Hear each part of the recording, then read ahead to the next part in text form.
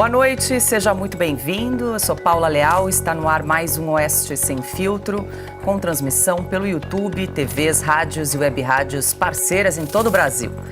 Vamos juntos comentar os principais fatos desta sexta-feira, 21 de fevereiro de 2025.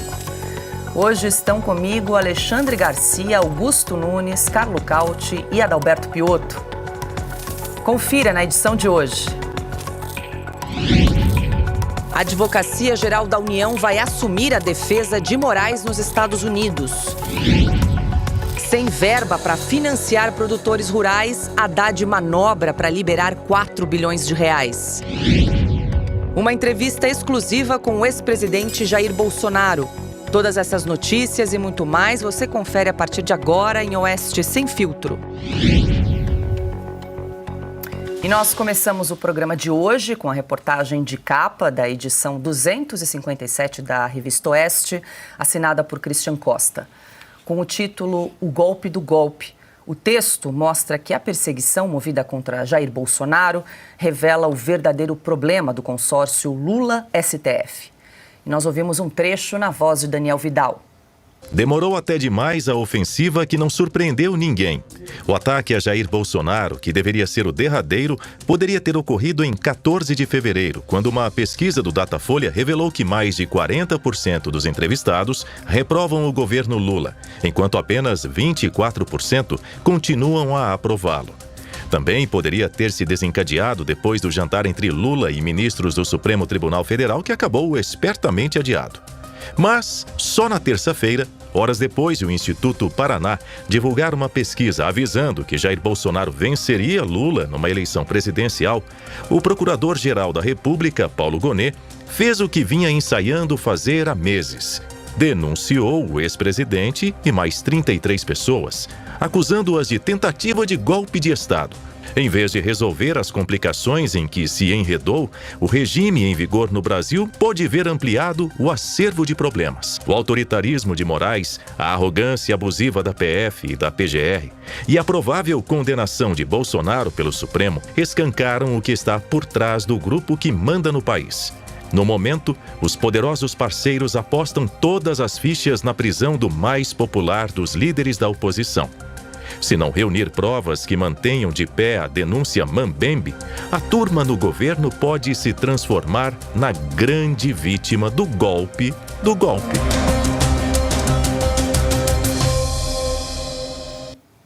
Hoje, sexta-feira, Branca Nunes conosco no estúdio, no centro da mesa. Branca, seja muito bem-vinda, semana bastante movimentada. Conta pra gente o que temos aí nessa edição. Boa noite, Paula, Augusto, Cauti, Piotto, Alexandre, boa noite a você que nos acompanha. É sempre uma honra, viu, Paula, sentar nesta cadeira, que é da Paula normalmente. Paula, então, essa reportagem de capa, né, mostra que desde que, essas delações, né, colaborações do Mauro Cid foram homologadas em setembro de 2023. Desde então, os brasileiros eles esperam, né, as grandes revelações que vão comprovar este golpe de Estado que seria dado pelas donas de casa, pelos autistas, moradores de rua, né, e até com a presença do vendedor de algodão doce.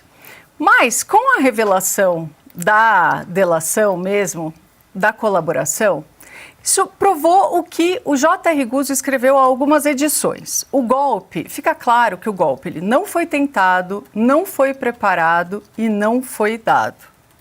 Com as imagens, né, com a filmagem da colaboração, fica evidente e é assustadora, né, a postura intimidatória do Alexandre de Moraes e também a angústia do Mauro Cid, que você percebe que ele está apavorado com a possibilidade de retornar à prisão.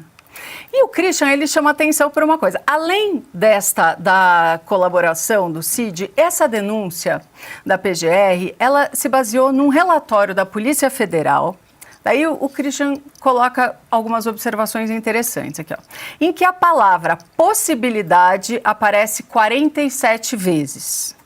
Enquanto teria ou teriam tem 107 menções. E com 25 ocorrências, você tem hipótese, hipotético e também 25 de supostamente. Ou seja, é tudo um suposto golpe que teria acontecido e assim por diante. E outros textos complementam a capa.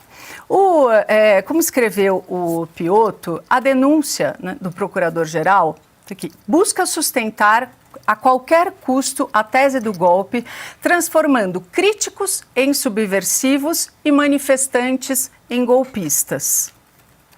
E como observa Augusto Nunes, o documento ele não responde a uma série de perguntas básicas.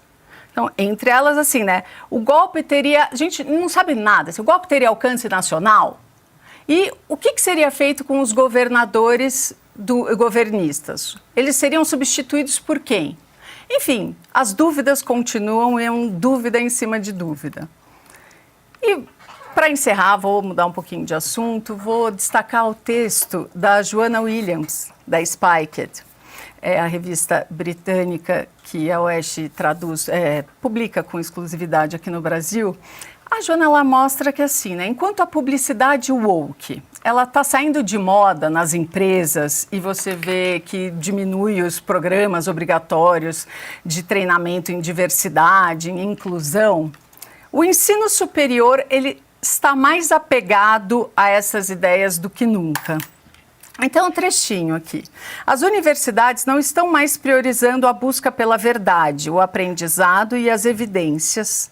As instituições de ensino foram capturadas por uma nova ideologia dominante, que foi imposta a funcionários, alunos e administradores e totalmente absorvida por todos os aspectos da vida acadêmica. O texto ele se refere à Inglaterra, mas aqui no Brasil é a mesmíssima coisa.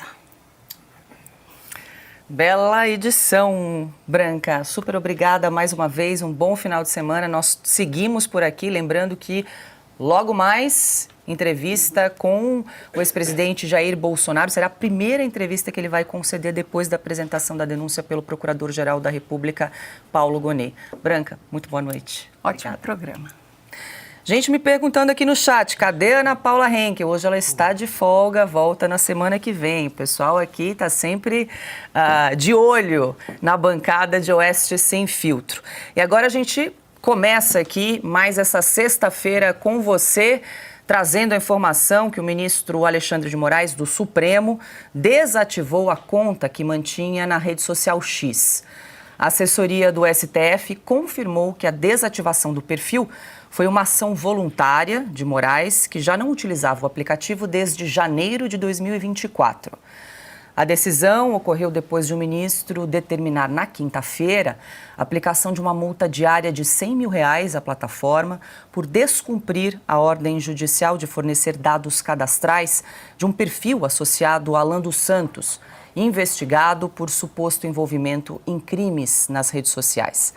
A penalidade soma até o momento mais de R$8 milhões.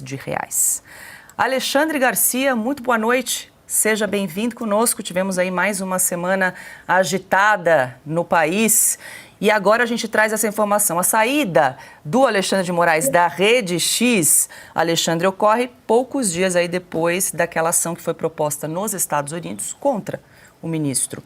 Parece que o ministro está, de alguma forma, reagindo a essa ação judicial movida contra ele. Como é que você vê isso? E também se há risco de um novo banimento da rede no Brasil. Como é que você enxerga essa situação? Seja muito bem-vindo. Obrigado, Paula. Olá, meus amigos, meus queridos amigos Augusto, Piotto, Carlo. Eu sinto